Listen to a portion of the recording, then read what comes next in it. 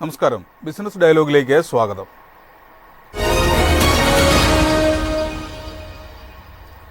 അപ്പം floating rate ലോണുകളാണെങ്കിലാണ് ഈ repo റേറ്റിന്റെ ഒരു ഏറ്റക്കുറച്ചിൽ അനുസരിച്ച് അതിന്റെ റേറ്റ് ഡയറക്റ്റ് ആയിട്ട് മാറിപ്പോകുന്നത്. ഇപ്പൊ ബാങ്ക് കരാറുകളിൽ തന്നെ ഈ കാര്യം വളരെ വിശദമായിട്ടും വ്യക്തമായിട്ടും പറഞ്ഞിട്ടുണ്ടാവും. ഇത് ഞങ്ങൾ ബേസ് റേറ്റിനോട് ലിങ്ക് ചെയ്തിരിക്കുന്നതാണ്, അല്ലെങ്കിൽ MCLR-നോട് ലിങ്ക് ചെയ്തിരിക്കുന്ന റേറ്റ് ആണ് നമുക്ക് ഫിക്സ് ചെയ്തിരിക്കുന്നത് എന്ന് പറഞ്ഞിട്ടുണ്ടാവും. അവിടെ തന്നെ ഈ റേറ്റിന്റെ ഏറ്റക്കുറച്ചിൽ അനുസരിച്ച് അത് കസ്റ്റമേഴ്സിന് കൊടുക്കും എന്നും കൂടെ പറഞ്ഞിട്ടുണ്ടാവും. ചിലതരം കരാറുകളിൽ പറഞ്ഞിരിക്കുന്നത് ഞങ്ങളിപ്പോൾ ഫ്ലോട്ടിംഗ് റേറ്റ് ആണ്, അതുപോലെ തന്നെ റിപ്പോ റേറ്റ് ലിങ്ക്ഡ് ആണെങ്കിൽ പോലും ഈ ഇൻട്രസ്റ്റ് റിവ്യൂ നടത്തുന്നത് അല്ലെങ്കിൽ റിവൈസ് ചെയ്യുന്നത് ഓരോ മാസം കഴിയുമ്പോഴായിരിക്കും, അല്ലെങ്കിൽ 3 മാസം കഴിയുമ്പോഴായിരിക്കും, അല്ലെങ്കിൽ 6 മാസം കഴിയുമ്പോഴായിരിക്കും എന്ന് ചിലതരം കരാറുകളിൽ ബാങ്കുകൾ എഴുതുന്ന പതിവുണ്ട്. അത് ഇടപാടുകാരും ബാങ്കുകളും കൂടെ മനസ്സിലാക്കി അല്ലെങ്കിൽ ഒരു രണ്ടു കൂട്ടരുടെയും സംഭവത്തോടു കൂടെ ചെയ്യുന്ന കരാറുകളാണ്. ഈ കരാറുകളുടെ സ്വഭാവം പല ഇടപാടുകാരും മനസ്സിലാക്കുന്നില്ല എന്ന് പറയുന്ന ഒരു റിയാലിറ്റി ഉണ്ട്. എന്നിരിക്കലും കരാറിന്റെ ഒരു അടിസ്ഥാനത്തിൽ നോക്കിയാൽ അങ്ങനെ ആ ഒരു എഗ്രിമെന്റിന്റെ അടിസ്ഥാനത്തിലാണ് ഈ മാറ്റങ്ങൾ വരുത്തുന്നത്.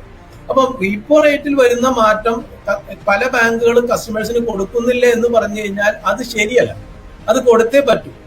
റിസർവ് ബാങ്കിന്റെ കർശനമായിട്ടുള്ള നിയന്ത്രണത്തിന്റെ കീഴിലാണ് കമേഴ്ഷ്യൽ ബാങ്കുകൾ പ്രവർത്തിക്കുന്നത്. ഒരു കമേഴ്ഷ്യൽ ബാങ്കിനും റിപ്പോ റേറ്റ് ലിങ്ക് ചെയ്തിരിക്കുന്ന ഒരു ലോണിൽ റേറ്റ് താഴേക്ക് കുറച്ചു കഴിഞ്ഞാൽ 3 മാസത്തിന്റെ ഉള്ളിൽ കൊടുക്കാതിരിക്കാൻ കഴിയില്ല.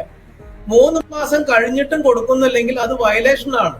അത് കംപ്ലൈൻസ് അല്ല, നോൺ കംപ്ലൈൻസ് ആണ്, റെഗുലേറ്ററി നോൺ കംപ്ലൈൻസ് ആണ്. അങ്ങനെ ഫംഗ്ഷൻ ചെയ്യാൻ കമേഴ്ഷ്യൽ ബാങ്കുകൾക്ക് ഇന്ന് സാധിക്കില്ല.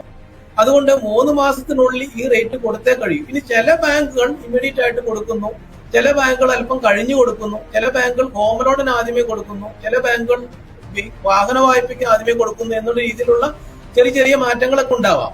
എന്നല്ലാതെ 90 ദിവസത്തിനുള്ളിൽ ഈ റേറ്റ് നിലവിലുള്ള കസ്റ്റമേഴ്സിന് റിപ്പോ റേറ്റ് ലിങ്ക് ചെയ്തിരിക്കുന്ന കസ്റ്റമേഴ്സിന് ഫ്ലോട്ടിംഗ് റേറ്റ് ആണെങ്കിൽ കൊടുക്കാതിരിക്കാൻ ബാങ്കുകൾക്ക് സാധിക്കില്ല. അങ്ങനെ പ്രവർത്തിക്കാൻ ബാങ്കുകൾക്ക് സമ്മതമില്ല, അനുവാദമില്ല.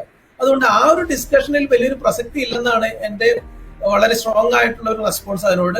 അങ്ങനെ ഒരു സംഭവമേ ഇല്ല, അത് കൊടുത്തേ പറ്റൂ. പക്ഷെ ഈ 3 മാസത്തെ വിൻഡോ ചിലപ്പോൾ ബാങ്കുകൾ യൂസ് ചെയ്യുന്നത് കണ്ടിട്ടുണ്ട്. ഇനി ചില കാര്യങ്ങൾ ഫിക്സഡ് റേറ്റിനെ കുറിച്ച് ഡിസ്കസ് ചെയ്തിരിക്കുന്ന ഒരു കാര്യത്തിനെ കുറിച്ചിട്ടും കൂടെ ആ റേറ്റിന്റെ ഡിസ്കഷൻ ആയതുകൊണ്ട് ഞാൻ പറയാം. ഫിക്സഡ് റേറ്റ് ലോണുകളിൽ ബാങ്കുകളുടെ ഇടപാടുകാരായിട്ടുള്ള കരാറുകൾ റിപ്പോ റേറ്റ് മാറ്റുമ്പോൾ കൊടുക്കാമെന്നല്ല. ഫിക്സഡ് റേറ്റുകളിൽ 1 വർഷത്തേക്കോ 2 വർഷത്തേക്കോ 5 വർഷത്തേക്കോ 10 വർഷത്തേക്കോ ഫിക്സഡ് റേറ്റ് കൊടുത്തു കഴിഞ്ഞാൽ ആ കാലാവധിക്കുള്ളിൽ റിപ്പോ റേറ്റ് മാറിയാലും മാറ്റി കൊടുക്കാനുള്ള ഉത്തരവാദിത്വം ബാങ്കുകൾക്കില്ല. അത് ഇടപാടുകാർ ആവശ്യപ്പെട്ടിട്ടുമില്ല. അതേസമയം ഫിക്സഡ് റേറ്റിലാണെങ്കിൽ പോലും കരാറിൽ ഒരു ക്ലോസ് ഉണ്ടാവും. പീരിയോഡിക്കലി ഫിക്സഡ് റേറ്റ് റീസെറ്റ് ചെയ്യും. റീസെറ്റ് ക്ലോസ് ഫിക്സഡ് കരാറുകളിൽ ഉണ്ടാവും. അങ്ങനെ വരുന്ന സമയത്ത് 1 വർഷമോ 2 വർഷമോ 3 വർഷമോ ഇടവേളകളിൽ ഫിക്സഡ് റേറ്റ് ആണെങ്കിൽ പോലും ഒരു റീവിസിറ്റ് ചെയ്യാനുള്ള ഒരു ക്ലോസ് ഉണ്ടാവും. റീസെറ്റ് ക്ലോസ് എന്നാണ് അതിനെ പറയുന്നത്.